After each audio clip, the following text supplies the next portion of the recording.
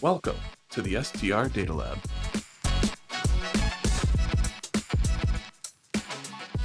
Hello and welcome to the latest edition of the STR Data Lab. I'm Jamie Lane, Chief Economist at AirDNA. I've got a great guest today, Marc Hostovsky, the CEO and founder of Minoan. Marc, welcome to the show. Yeah, great to be here. Thanks for having me, Jamie. So, Marc, in the preparation of this interview, I've been using Minoan for like the past 4 months Nice. uh, to get my short-term rental furnished. And I've been using Minoan and some of your competitors just to get a sense of like how all of them work, sort of the goods and the bads of each site, and just using like other sites. And there's a lot that goes into furnishing a short-term rental, which I very much realize. So I'm really excited to get to ask you some questions today. Yeah. I'm here for it. I'm excited to Uh, answer those questions. but maybe start for those of us that have never heard of Minoan. Can you give me the brief sort of overview of what it is and why you started it? Yeah, totally. So I think hosts can think of Minoan almost as a broad purchasing and supplier management platform that where they can get really deep discounts on over 150 high quality name brands like Wayfair, Public Goods, Pottery Barn, West Elm, Article, Caraway, OXO, Samsung, you name it. We got a bunch of great brands. And what we do is we give them this platform where they can order from all these brands at like really market leading discounts. So these are discounts that are not available to your average Joe or even like designers in many cases. The discounts are quite deep. And it's just an easy place to organize everything. So you can order from whatever, 10 different brands, see it all in one place. It becomes very helpful at the end of the year when you get towards like tax season. And it's really helpful for project management as well. Like you said, if you're furnishing a rental from scratch, you're ordering at least 150 individual SKUs or items. And so tracking that all in one platform, seeing tracking all in one place is one thing we're really focused on. And then the other thing we do is we have a showroom product where hosts can actually make their property shoppable to guests. And so everything you've bought through Minoan, the mattress, the pillows, the linens, whatever, you can turn it into this really nice, like digital custom built showroom, basically, where if a guest really loves the pillows or the night's sleep they had or the coffee they drank in the morning or the way you designed kitchen table, whatever, they can buy those items through your showroom and then hosts can earn a commission on the back end. So when we think about like the economics of running a property, the big value prop is pay less on the stuff you already need to buy and earn money on those furnishings so that overall you can really dramatically improve the cost of furnishing and really turn it from a cost center to potentially a center for revenue generation and profit if you get good turns out of it. Yeah, so I definitely want to get into the whole making your home shoppable, but maybe first of just like on the tech side, like one of the some of the things I just loved about Minoan was like the sort of building the cart experience of like no matter what partner it was, like I'm shopping on that partner's site, I'm finding the links, I'm dropping them in, I go in, I get a quote, and then I can check out, sort of say what property it's going to, sort of organize it all. It seemed like it was sort of built with purpose of that there was going to be one experience, and that experience was going to be the same experience no matter really what partner you were working with, of which and you've got a you got a lot of partners. So like how much of that was intentional and easy versus like hard and like and or just how it came together? Yeah, that's a great question. So my background's in retail. I was an early employee at a company called Jet.com, Mhm. which eventually the founders sold to Walmart for 3.3 billion. So I have a lot of familiarity with catalogs, building catalogs, managing assortment, all that. And and I obviously spent a lot of time looking at Amazon. And one thing that we realized was that, when you take products that were designed for one format and then you squish them into your own format, you can really sacrifice a lot of value. And what do I mean by that? When you're shopping on Article's website, the whole website and everything is designed, the product photography, everything is designed specifically for their products. The way they're shooting product is designed to fit on the page in the perfect way. The specs, all that information, everything, the way they lay out the page is all designed for the best experience for buying that piece of furniture. And so when you try and take that assortment and then bring it into your own marketplace, for example, if they were selling on Amazon, sometimes it's like a square peg in the round hole and the experience isn't quite as good. And so we were like, well, wait a minute. If all these brands already deliver really strong experiences for shopping their product, do we need to try and replicate that on our site? Or can we just create a mechanism by which you can actually do the browsing on all these partner sites, but bring it back into one centralized universal cart on Minoan? And it was intentionally designed that way. Also, I don't know if you use the Chrome extension. Do you have the Chrome extension downloaded? I did. Yeah. Oh, okay. And so that's sort of like the shopping assistant, where a lot of times it'll automatically pull the imagery, the product title, from the page. So it's all about making it easy, convenient, and giving you the best shopping experience possible. No, I definitely started without it and then tried it with it. But either way, it seemed to be pretty intuitive. I mean, things I didn't love was like, let's say I'm shopping an article. I know like everything's like, was it like a 30% off or 25% off, whatever it is. Yep. Like I'm late at night ordering and then like having to go through the quoting process of like, come on, Yeah. it's 25% every time. Like, why do I need to wait?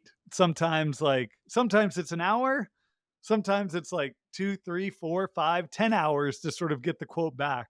One is there a person sort of sitting behind the computer doing every single one of those? Or like, how does that actually work? And like, is there a better way to do that? Yeah, it's something we know is something we could be doing better. Although I will be honest, for most like and we have some of the highest NPS scores in the industry. Our NPS is like an 80, which is crazy. I mean, Amazon's at like 73. So people, but even then, we do hear people are like, oh, it would be so nice to have the immediacy. It's a human assisted process. In some cases, the humans involved, and in some cases, they're just reviewing the work. But it's actually not the pricing that is the hard part. It's the shipping and how much is the shipping to your location, and when will it get there? And we could automate we could automate that to get you a quicker feedback, get you that data quicker, but the accuracy would drop like kind of meaningfully. Like, the accuracy maybe drops to like 90% or 95 instead of 99.999. Maybe like 90, 88 would be what it would drop to. And because we know that hosts are so focused on like, okay, I have guests coming on this day, like I am making decisions based on what can get here by this time. The quoting process allows us to like, you know, we're like, this is this is exactly what suppliers are telling us is going to happen. Whereas when you start trying to, I mean, we could get into the data you would need, but you basically need to have all this data.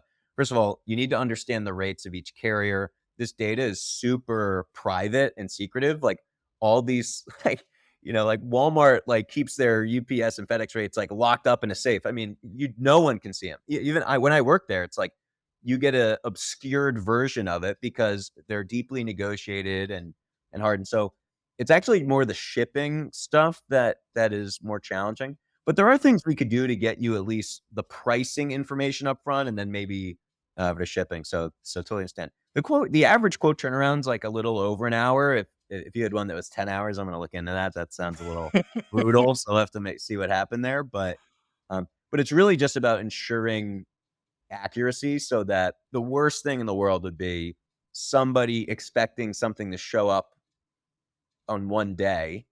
This is the other thing. Okay, so then what? Then the property's 3 hours away. So then you go and drive 3 hours away to make sure you're there. And then it either doesn't deliver.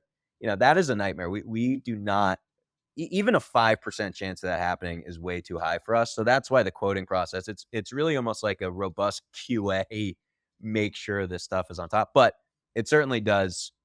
It can slow things down. People who are like power users of Minoan now know to like build full quotes and they like build up before the quote process. But if you're doing onesie twosie stuff, and sometimes, I mean, I use Minoan too, and I'm sometimes doing onesie twosie stuff. It can slow you down, that's for sure. No, I definitely got into that process of, like, building up to a full quote of like, "All right, I'm gonna do each one." And he also kinda almost feels like some ways, like, build a relationship with who's on the back end of, like, and they're giving you real-time feedback of like, "Oh, yeah, this is good. This isn't good," like, or yeah, I loved it did in some ways feel like you had a shopping assistant helping you sort of build up to what is gonna be that purchase for that room or home or what you're looking for, so, Yeah. yeah. Oh, good. That's what we're going for. Maybe gets into some of my and loves, hates, or not hates, but just, like, interaction with it. But with anyone sort of building for the short-term rental industry, it seems like you're making a bet for almost your and for your entire company and going from retail into retail for short-term rentals, that there's gonna be continued sort of growth in the short-term rental industry and your ability to penetrate into that industry. So, I just maybe high level for you, like, how do you think about the opportunity in the short-term rental industry, and what type of hosts are you trying to really, accommodate and build a product for? Yeah, it's a good question. I'll start with that, sort of our ideal customer profile, and then I'll work back to how we view the industry. Our ideal customer is someone who really considers themselves, understands that hosting is hospitality. It's not just a real estate game. Real estate's an important part of this. You cannot buy like a shack in the middle of nowhere, and unless you are exceptionally exceptional, you're not gonna turn that into a place that's hitting good occupancy or ADR. So you gotta understand real estate, but you also have to understand hospitality, and hospitality means a lot more than just a box and a roof. And so we really cater to those customers who take pride in making each space their own. They take pride in the hospitality parts. They think about the guest experience. They wanna deliver really good guest experiences. They're aspirational hosts, so they have, people who really they're working on this thing, and they're like, "I wanna be a guest favorite. I wanna get that Airbnb flag guest favorite." That's who we work really well with, and that's who we serve, and we allow them to create, like, phenomenal guest experiences at a fraction of the cost, so they can get these, like, we work with, like, Fellow Tea Kettle, these beautiful, it's almost like, artwork in your kitchen. It's like these really kettles that are over $100, but on Minoan, they're not. You can get, I mean, we get hosts of almost, I can't say the discount because it's only for members, but it's I mean, it's like it's like Black Friday every day, even deeper potentially sort of discount. And so it allows hosts who have that aspirational vibe, and they're like, I want to be the best. I want to create a really strong guest experience. It allows them to bring in those products to create great guest experiences without spending a bunch. So that's sort of our ideal customer. And I would say that those are the most durable hosts, because as short-term rentals get more and more competitive, the standards get higher, and supply has been outpacing demand, at least from what I had seen, what you guys have put out. I don't know if the latest status has changed, but and so what does that mean? I mean, this is not dissimilar from the early days of Amazon. And I think there are a lot of interesting parallels between Amazon as a marketplace, and I'm just using Airbnb because they're the big one, but short-term rentals, whatever you want to call them. But Amazon and Airbnb, like, in the early days of Amazon, anyone who had a tape, like cardboard boxes and a tape gun and could ship from their garage was making money because there were so many customers who were new to ordering stuff online and they were just buying stuff. Today, not so much. Like if you can't just like say, you know what, I'm going to start making a lot of money selling on Amazon today. It's like, good luck. It's so hard. There's these people are incredibly sophisticated and they're very good at everything you need to be good at: the logistics, the pricing, all the software, the assortment strategy. And I think Airbnb has gone on a similar trajectory. Airbnb was in this growth mode for a long time where it's like any like any four walls of the roof that you threw up on it just felt like it was like you couldn't miss. It almost felt like, for some duration, especially in the lead up, I think, to the pandemic, or maybe right after the pandemic. But like It brought in a lot of people and all these real estate investors who own assets, and any real estate investor, there's different things you can do. You can do a fix and flip, you can do a long-term rental, you can do a midterm rental, you can do a short-term rental, you do all sorts of stuff. And people started realizing, oh my God, the returns in short-term rentals is so high. Is that the best thing for me to do with this asset? And it brought a lot of people in.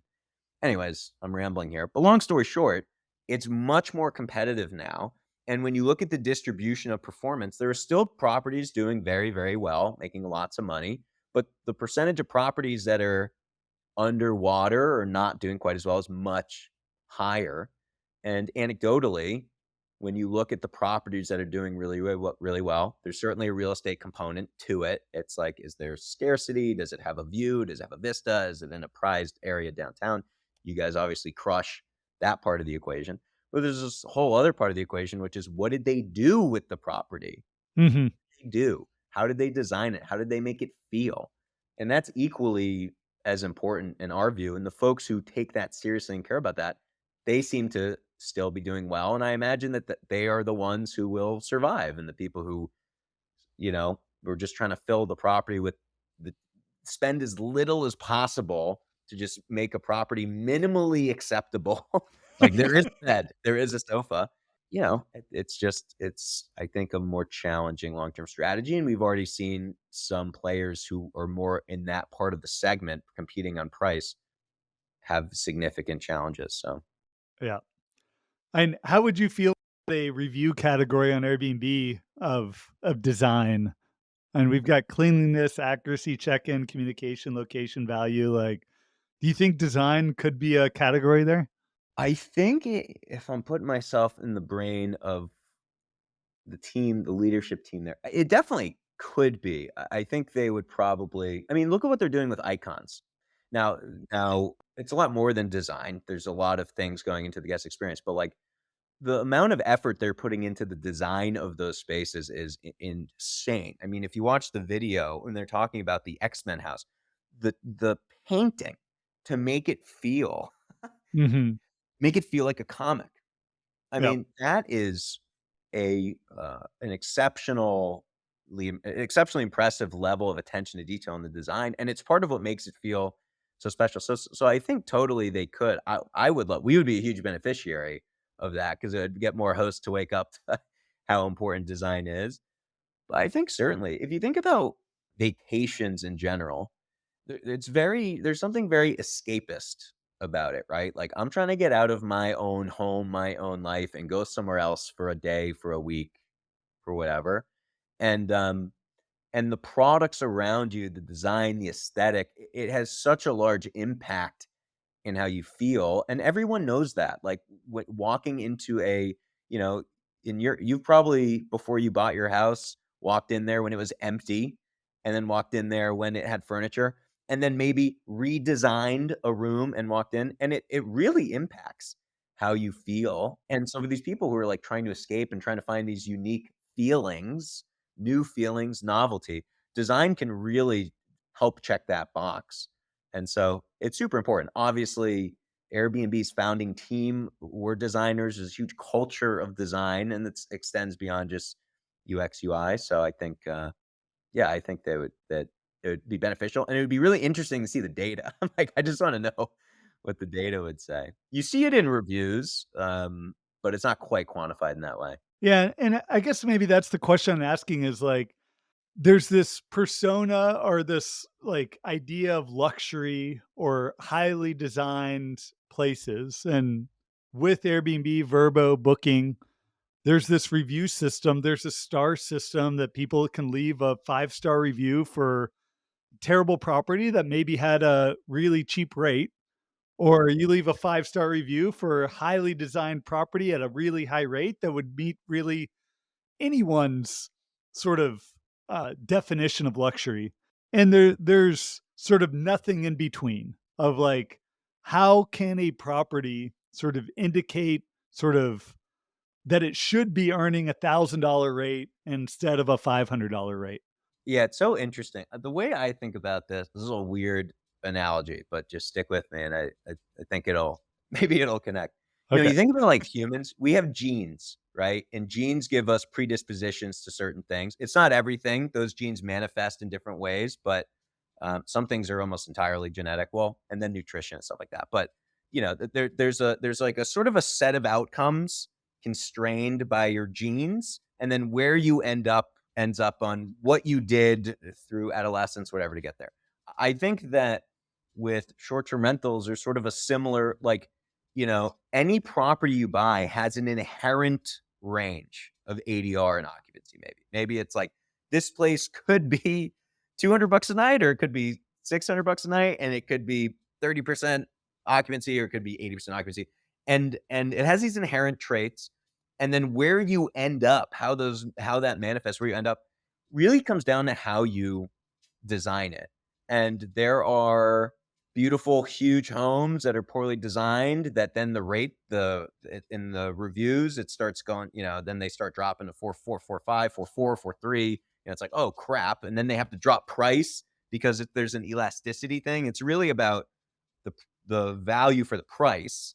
But it could be the opposite. You can go overboard on design and try and charge 1,200, I don't know, whatever, $1,200 a night for a 1-bedroom. And maybe they're like, that was an incredible experience and it was worth $700 a night. $700 a night's not bad, but it's not 1,200, and that could impact the designs. And so there are these kind of controls in place. And I think that's where comps are really helpful. Obviously, tools like AirDNA, where you can look at, the thing about this is it's like half art and half science. I know you guys are very science-based, and this is the STR Data Lab podcast, but there's just art to it as well. And sometimes, like, we haven't quantified design. Like, you could maybe use computer vision on these attributes and score things and then compare, but no one's done that yet. And hopefully maybe we'll do that at some point in the future, and we can really get specific with it. But in the meantime, you do have eyes, and you do have instincts, you do have a sense, and just scrolling through the pictures, like, you can tell, like, you feel it. Why? Because the pictures make you feel a certain way, and so you should trust that instinct. That's what the guest is going through. So it's yeah, it's a very important part. Yeah. And I think of design maybe in a similar way that you do, and there's an ROI aspect to it. And by using and being design forward, by using higher end furnishings, and you expect to be able to charge a higher ADR, you expect to be able to get a return, but it's not necessarily like, and with a hot tub, like, I can look at properties with a hot tub, I can look at properties without a hot tub, get a rough sense of the ADR, I can look at the cost, and all right, like, I feel like it's gonna be ROI positive. And then on design, it's like, well, I've got like one nice bed, I've got a kitchen that looks pretty good, the bathrooms are terrible, I haven't maybe if I get some new living room furniture, like, what's the ROI gonna be on that? It's actually a conversation I've had with my mom many a times because they've got 4 properties up in Maine that they bought and managed, sort of left the furniture that they bought with it in there. And like, I'm to the point where I'll pay for the furniture if I can decide on the ADRs that I think you're gonna get, Yeah. and pay myself back out off of it, because I'm so convinced it would be ROI positive to like redesign their place, and that it would just change the entire dynamic around it. It is. Well, this is the thing. There's uncertainty regardless. I think that there's data for the hot tubs and data for pickleball courts, and it gives you more confidence in the decision. But it's not it's correlation, not cause. You're not 100% sure, but it makes you more comfortable with the decision because you have data to back it up. And I think that this is where the hospitality, I do think that having instincts, or hiring someone whose instincts you trust, maybe a designer, to think about these things is important. Because I'll give you an example. Do you know the cliffs at Hocking Hills? You know those hosts? They're in Yes. Ohio. Okay, Mhm. so they bought a property, and there's like a natural waterfall feature. There's no data for this. There's no Yep. data for this.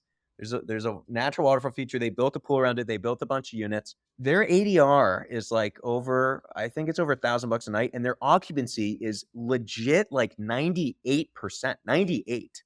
It was, Mhm. because we were at a summit with them a month ago, and she said that. I was like, 98?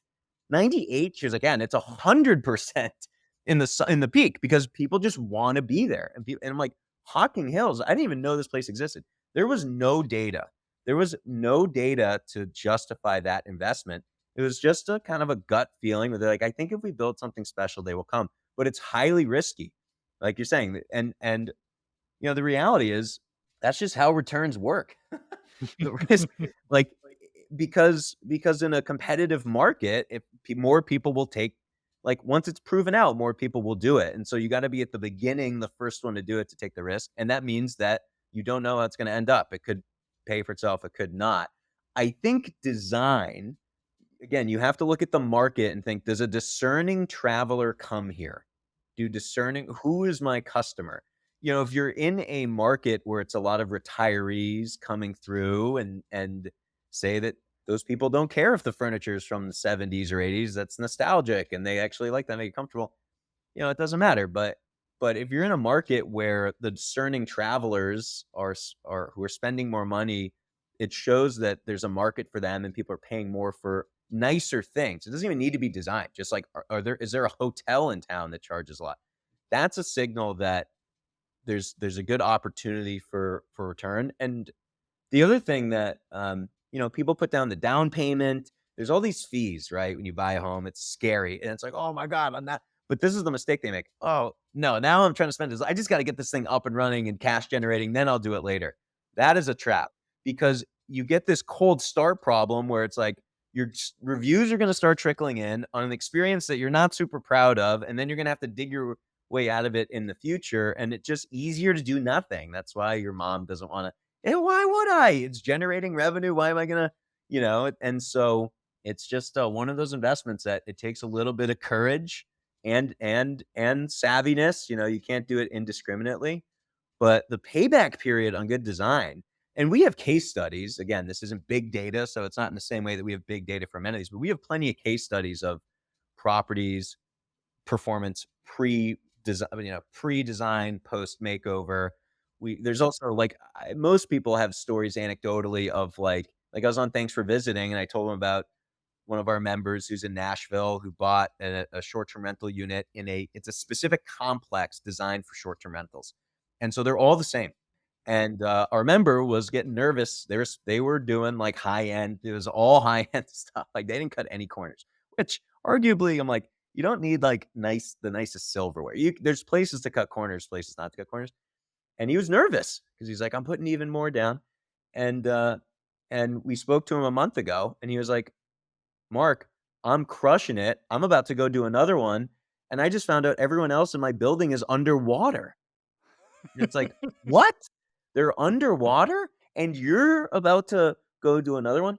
That's, when you think about an experiment, just think about an experiment and a control, they are literally, I mean, they're maybe 100 feet next to each other, but they're the same architect, same design, same blueprint. The only difference is the design. And so if you see anecdotes like that, you should really go for it, because there's not big data, and that's going to stop a lot of people from going for it. And my hypothesis will be that those people will end up paying for it, in the short to medium term. But yeah. Yep. And maybe talking about the data that you're sitting on, there was in these moments where I was like, all right, I've got to buy a lamp. And like, you got 100 different lamps. And Yeah. like, I've got my 1,000. designer, and my designer recommended a lamp, and I'm like, you know what, that lamp doesn't really seem hospitality focused. Like, I'd love to have like a plug on the lamp or a USB-C. Like, Mark, can you just tell me like what's the best lamp to get? That we can do. So that's stuff that now I'm like previewing stuff, but we're gonna start. We do have a lot of data. I mean, Uh-huh. we've saved hosts tens of millions of dollars. So Yeah. that's a lot of orders. That's just the savings. So we have lots of orders, lots of order data. We don't have it connected to like your data or a property management system where we can do all these correlations. But we can see what hosts like and what they bought and what they quoted, what they didn't buy, what they did buy. And so starting to use that data for recommendation, curation to narrow the range is something that's very much on our radar. Awesome. I feel like that could be fun. And Yeah. especially like, because, and you guys, and I suspect you don't want to like favor some partners over others, or like, all right, roughly selling the same thing, but just pointing to like what are the most popular items, like doesn't necessarily get to favoring one over the other. It I may think that's be, just data, it's just like, this yeah, is what people are buying, and then you could get into reviews, this is what's so interesting about our business model is we can get host feedback, but we can also get guest feedback. So we can tell you what lamps hosts are buying. We can also tell you what lamps guests are buying or guests are in the future state reviewing, rating, giving thumbs ups on. So there's just so much data to play engage clicking on, engaging with, and so, we don't do a great what we do a good job of today is just getting people really good pricing and getting people, you know, letting people order a bunch of things in one place in a centralized way with good support. We don't really do a good job of, like, narrowing the range and helping you use data to make those decisions, and that's we're sort of now amassing our data, our data lake, so to speak, and all this stuff. And then we're going to be able to weave that in the future, and it should be really interesting and fun because you should care what other hosts are buying, but what you should actually care more about is what guests like. And so if we can get you that data, it's quite powerful. yeah. And then also, I'm pretty sure I had to tell you my Airbnb listing when I signed up on Minoan, and like and then I sort of each product I buy, I assign to a listing, and as you guys build out this shoppable marketplace, like I'm potentially collecting review data, and or we could be providing you guys the review data and every single property, what are their scores, and like, all right, these are the things that are going into 5-star properties, and these are the things that are going into not 5-star properties. Totally. Yeah, we have one half of the data, you have the other half. So I do think there's opportunity for partnership there, but totally. The whole goal is to really help hosts improve the economics of running their property, make smarter investments. I think the mistake we see a lot of hosts making, which I've already talked about ad nauseum, is under investing, and they're not realizing the impact on ADR and occupancy, which is ultimately what you really, really care about. The payback periods on these things can be very quick if they are accurate and moving up those numbers. And so, yeah, so any data we can share there is what we want to do. And then maybe one more question in that sort of vein is that, and I hope you have a good answer on this one, is and this was a debate I had with my wife many a times when we were designing this place, is there's maybe the cost associated with a well-designed piece of furniture and the cost associated with a well-made piece of furniture. Like what's going to be attractive to the guests versus what's something that's just going to last forever and something that we'll never have to replace, that will take on the wear and tear of having a property that's sort of, we're geared towards families. Coffee table is going to be jumped on and drawn on, like take abuse sort of thing. How do you feel about sort of that sort of question of, We have a framework for this, which for people listening, I'm going to try and describe this, but we have this thing called the Minoan matrix. And so you can picture a graph, and then on the y-axis is aesthetic value. So there's low aesthetic value. It doesn't really contribute to the aesthetics of the space. There's high aesthetic value. It does contribute to the look and feel and aesthetics of the space. And then on the x-axis, there's functional value. There's low functional value. It doesn't really contribute to use and the guest experience, like and then high functional value where it's used often and needs to stand up. And so the way that there's four, that then creates four quadrants. There's low aesthetic value, low functional value. There's high aesthetic value, low functional value, high aesthetic value, high functional value, high functional value, low aesthetic value. And where you want to spend the most is in the top right.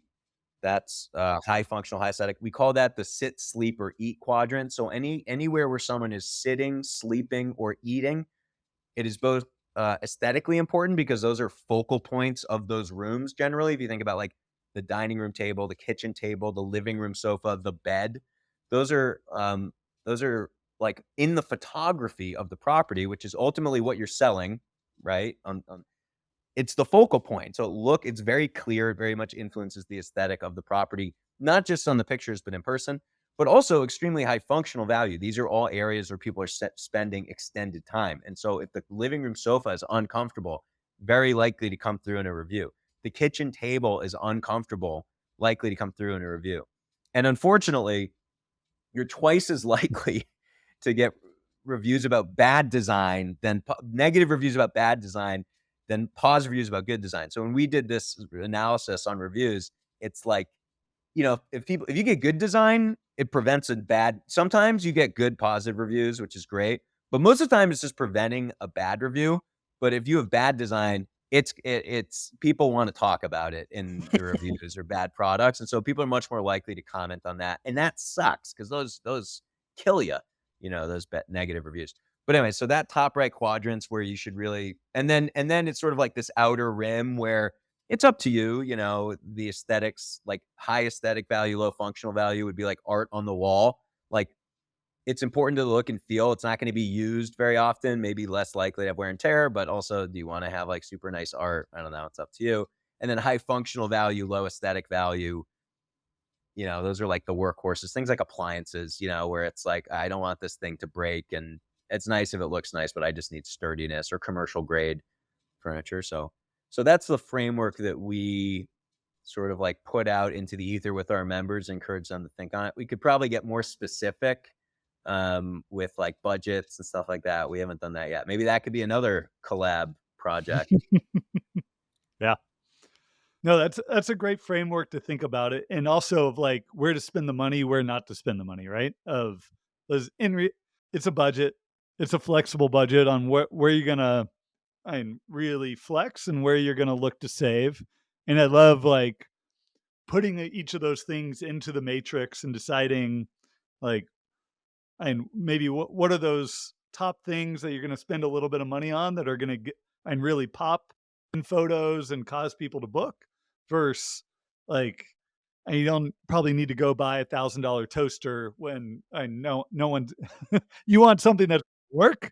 You don't necessarily need something that someone's going to book your property because you got the best toaster. Yeah. And you don't want to buy things that like you would be heartbroken if they were destroyed. I mean, like we have a Burrow sofa over here in my apartment. We have a dog who just drools a lot, just a lot of Hmm. drooling going on. And so and it's this like nice performance suede. It's from Burrow. They do a great job. And and we got that performance grade fabric because we were like, we wanted this like suede vibe, but suede gets ruined really easily. And we were like, if we, this dog ruins suede with the drool, we're going to be so upset. And so we spent a little bit more for the fabric, and like, you can't even tell. There's a ton Hmm. of, and our dogs drooled on it a bunch and other stuff. And so it's just, like either if you're so worried about it getting damaged, invest a little bit more, either on an insurance policy or in commercial grade fabrics to make sure that doesn't happen. And if it is something like, I just probably wouldn't recommend like a decor, like a really fragile piece of decor that you really love that looks nice on a shelf. It's like, I just think the value you get from the aesthetic versus the pain of it potentially breaking or being damaged is just not quite there. You do have to remember this is you know, it's like in a ways it's a commercial space. Like it is a space that's going to be used and abused. And so don't, that doesn't mean, I mean, think of hotels. Hotels are some of the most beautifully designed properties in the world are really nice hotels. So it doesn't mean you have to totally give up, but be very intentional about how you curate it. Yep. And maybe shifting gears a bit more. So we've got a little bit of time left, and maybe interested in Minoan in general, because the first time I heard about Minoan, like it seems like a no-brainer. Like, all right, I sign up with this group, I get an account, and they give me huge discounts off of all these brands that I would have bought anyway. Like, what? Why wouldn't I want to be a customer? So, like, in that vein, like, what do you see as the biggest like challenge for adoption into the industry? Like, is it just sort of name recognition, letting people know, get out there, like Yeah, what? we Yeah. we run on a very tight marketing budget, and we put as much as we can into like the discounts and making it free because we just want to get as many people to use it as possible. And so the heart of our business is referrals, and again, our NPS and referrals are very, very high. So it's like kind of designed to be a no-brainer. We designed the whole business being like, this should be a no-brainer, and we'll take lower margin on it the way it's designed, but it'll be a no-brainer. And then hopefully that just gets more people to use us. And the more people that use us, the more data we have, the more helpful we can be. We get, there's economies of scale in this type of business. And so the only reason people don't use us for the most part is because they don't know about us. And then when they do find out about us, generally they start using us. But the thing about this industry is it's a very fragmented customer base. There's hosts in all sorts of nooks and crannies all over the country. And I'm sure this is AirDNA and other challenges. Like, how do you guys get in front of all these hosts at the right time? It's like, it's not an easy marketing challenge. So we're very reliant on referral, and referral is all based on delivering an incredible experience. People like this, we want everyone who signs up on Minoan to feel like they just discovered some best kept secret. And they're like, this exists. Like, I need to tell people about it. And that's sort of been our strategy. And maybe that was a lead-in question to your sort of showroom. And I can see the data. A large percent of Airbnb guests are Airbnb hosts.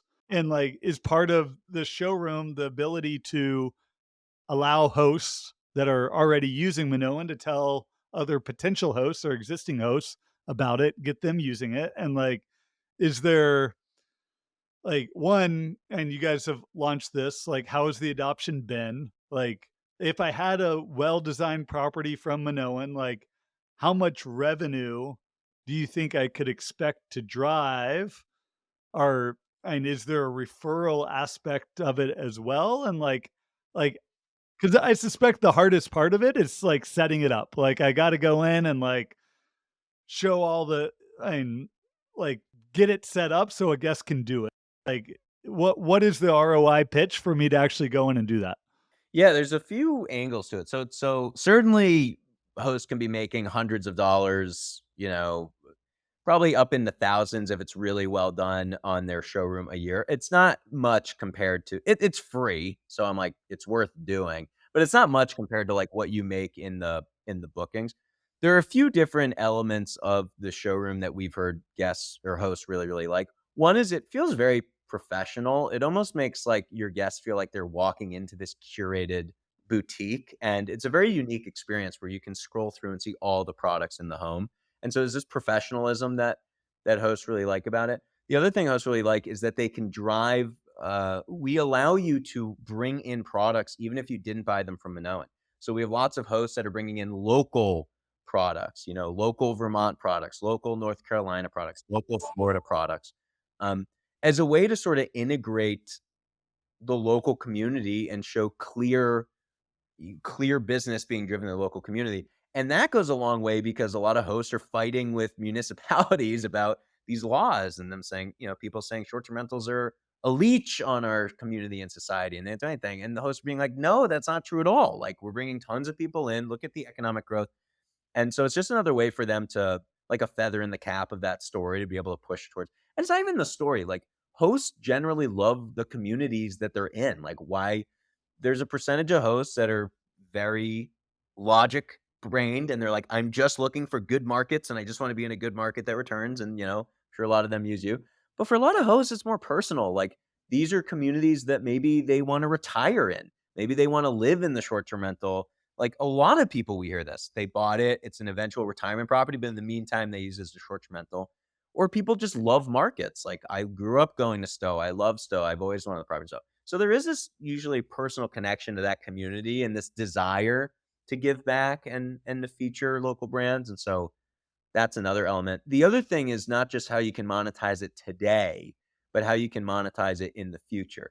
Because there's sort of a spectrum of marketing and how marketing is monetized. Right now, the way it's set up is that hosts get paid on sale. So if they drive a sale, and we too. We the way we work is we provide the service and we just do a profit share with the hosts. And so if we get paid, we give half of it to the host. But if you think about these brands, like, brands pay Meta for advertising and they just pay for impressions. It's not about conversion or sales, it's about impression. So there's a quantifiable value to an impression. That's 50 cents. And Google, lots of brands pay Google and they pay Google for clicks. which is sort of a level down from an impression. It's higher intent. They've engaged, they've clicked in. And Google makes a lot of money selling clicks, and they A sell lot of clicks money. for $2 to $7. And so why would hosts not be able to monetize in the same way? And the reason we don't do that today is because ultimately sales, everyone, you spend money on marketing in order to drive sales. And so what we want to do is build the framework so it's easy to monitor what sales are being driven, how many sales are being driven, and see the how hosts perform. There's a really big difference. It's almost like it's just like short-term rentals. Like some hosts are doing really well with their showrooms, and some hosts it's like no bites at all. And so learning about what works with the ones that are doing well, and what is it worth to Casper to have someone come in and sleep on their mattress for 3 or 4 nights in a row. Well, if they're paying $7 for a click and the average digital session is 2 to 4 seconds, feels like that's got to be worth a lot more. And so then, well, what infrastructure and architecture needs to be built to monitor that and feed it back and then charge the brands? If you do charge the brands, obviously that would also be shared with the host. So there's a lot of ways we're thinking about this in the future. The goal is to just make it easy for the host. If you've ordered everything on Minoan, it's actually really easy to set up the showroom because it automatically populates. You just have to drag and drop to the room. If you order a lot off of Minoan, it takes a little bit longer because you got to manually upload stuff, but it's not as bad as like building a Shopify store. I mean, it's relatively easy. And I think that this is really just the beginning. But there's lots of reasons that hosts are creating show. And the adoption's been, I mean, we only launched the public September 30th, and we've had hundreds of people move to the new experience. So it's been pretty quick and exciting. And what are the number ways people are sharing that showroom with their guests? Is it something in the unit? Is it in their guidebook? Like, what are the ways they're physically doing that? Yeah, so once you publish the showroom, you land on a page in Minoan that gives you 3 options. One, we just give you a URL, which you can share anywhere. 2 is we give you a QR code that you can print out and embed. We had someone put it on a fridge magnet. We've had people add it into their guidebook. And 3 is we'll actually send you this like really elegant looking, it's aluminum powder coated note card stand. And we send you a custom note card with your logo on it that you can set up physically in the property near an entryway. And so those are all the different ways you can drive people to the showroom. Best practice we see is usually there's a pre-stay primer, which is like, hey, we put a lot of thought and energy into making this a great guest experience. If you want a preview of the amenities waiting for you, you can click here. That takes them to the showroom. Usually during the stay, the physical touch point. So while they're using the products and they're like, oh man, I love this lamp or this light or these pillows or whatever, there's a way they can do it in moment. And then usually post stay, there's a follow-up nudge that's like, missing us already. Please, feel free to take home a piece of your stay or shop your stay, something like that. So that if they leave and they're feeling some type of way about whatever they used, if they're missing the soap, shampoo, the mattress, whatever, it's another opportunity. So that's sort of been best practice. Those properties are the highest performing in terms of the revenue they're generating and what they're collecting back. But people are doing all sorts of stuff. It's sort of whatever experience they want to deliver. Or maybe even it appears that you've taken a piece of your stay with us. Here's the charge for that those towels you took with you. That's actually another incentive for the showroom. It's like, there's two reasons why people take something. One, because they are nefarious. I mean, both they're nefarious in both cases. One's a little more nefarious. One, because they're like, this is worth a lot of money, so I'm going to take it. That's actually less it does happen, and it's freaking brutal, but that's less common. What's more common is people taking things because they really like it, and they're worried they're never like, this is going to be their only moment with it. It's a glass, it's whatever. And so they're like, I'm just going to take it, and there is guilt. They still do a bad thing. I'm not excusing them.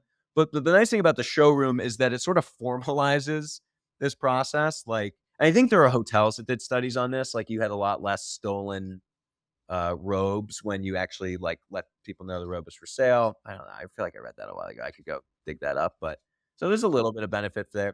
We don't really talk about it in that way, but yes, it'd be great if we had a feature where if you stole it, if you took a piece of the stay with you, we just charge you. Well, Marc, this has been a whole lot of fun. Maybe, and last question, like, how can people find you? How can people find more about Minoan? Yeah, so it's minoan.com is our website, Minoan. It's free to join for hosts. There's an application process just to make sure you're legitimate. But if you get approved, you get access that way. And then Minoan Experience on Instagram and Minoan on LinkedIn. And then I like to make myself accessible. I'm just Marc, MARC at Minoan.com. Awesome. Marc, thanks so much for joining. Yeah, thanks for having me.